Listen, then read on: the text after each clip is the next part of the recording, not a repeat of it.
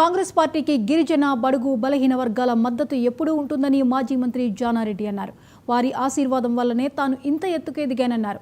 నల్గొండ జిల్లా హాలియాలో అమరవీరుల స్తూపం వద్ద పహల్గాం ఉగ్రదాడి మృతులకు నివాళులర్పించారు. అనంతరం జై బాపు, జై భీమ్, జై సంవిధాన్ ర్యాలీ నిర్వహించారు. ఎమ్మెల్యే జైవీర్ నల్గొండ ఎంపీ రఘువీరారెడ్డితో కలిసి అంబేద్కర్ విగ్రహానికి పూలమాల వేసి నివాళులర్పించారు. ఎంపీ రఘువీర్ రెడ్డి మాట్లాడుతూ కాంగ్రెస్ పార్టీకి గత 30 ఏళ్లుగా అనేక హోదాల్లో పనిచేసిన శంకర్ నాయక్ సేవలు గుర్తించి ఎమ్మెల్సీగా అవకాశం కల్పించిందన్నారు. కాంగ్రెస్ పార్టీకి ప్రతి కార్యకర్త సేవలు అవసరమని అన్నారు. వారి సేవలకు ఎప్పటికైనా గుర్తింపు దక్కుతుందన్నారు.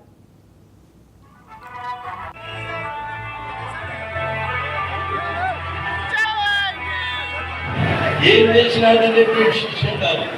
జానారెడ్డి గారు ఈ ప్రాంతంలోనే కాదు, మొత్తం ఉమ్మడి ఆంధ్రప్రదేశ్ చైతన్యాన్ని కలిగి ఒక వెలుగుని ప్రకాశింపజేసినాడు. ఒక ఆలోచన విధానాన్ని ప్రవేశపెట్టినాడు. అనేక మంది బీదలు, వెనుకబడిన వర్గాల వారికి, ఆదివాసులకు, స్త్రీలకు, గిరిజనులకు అందరికీ కలిగినటువంటి అనేక పాలసీలని తయారు చేసినాడు జానారెడ్డి. ఆ విధంగా ఆ ప్రభావం దేశం మొత్తం మీద. కానీ అడుగడుగున ప్రతి వ్యక్తికి అందకపోవచ్చు. కానీ మీలో ఒక చైతన్యాన్ని రగిలించి ఒక ప్రకాశవంతమైన చీకటి నుంచి కనుపు కలగజేసిన జానారెడ్డి. ఈ పరంపరలో భాగంగా మీరు ముందుకు సాగి ఇంకా మీరు ప్రభావితం చేసి భారతదేశాన్ని అంతా ప్రభావితం చేస్తారని నేను ఆశిస్తున్నాను. అందులో సందేహం లేదు.